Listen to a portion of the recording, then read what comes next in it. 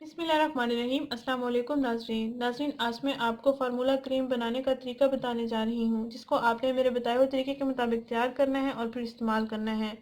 जो लड़के लड़कियाँ रात को कोई ब्यूटी क्रीम वगैरह इस्तेमाल करते हैं,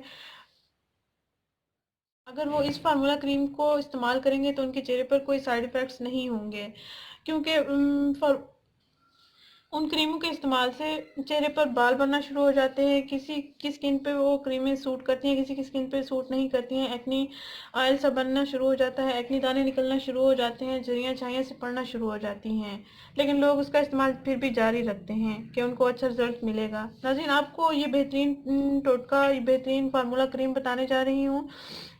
इसके लिए आपने दो चीज़ें लेनी है। एक आपने फेयर एंड लवली क्रीम लेनी है, दूसरा आपने इसके लिए इवियन कैप्सूल लेना है। इन दोनों अज्जा का आपने अच्छा सा मिक्सचर तैयार कर लेना है और फिर रात को रोज़ाना सोने से पहले अपनी स्किन पर इसको लेप की सूरत में लगाकर ही सो जाना है। और सुबह उठकर आप कोई सा भी फेस वाश अगर इस्तेमाल करते हैं तो फेस वाश से अपना चेहरा वाश कर सकते हैं। अगर आप कोई साबुन वगैरह इस्तेमाल करते हैं तो वो भी आप इसका इस्तेमाल कर सकते हैं।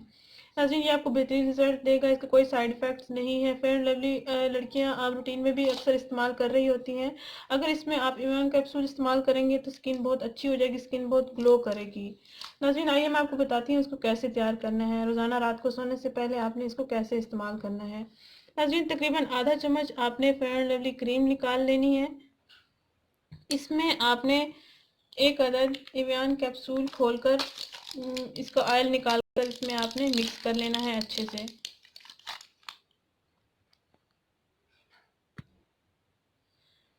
इसमें आपने इस ऑयल को निकाल लेना है। इसको काट के आप निकाल सकते हैं इजीली,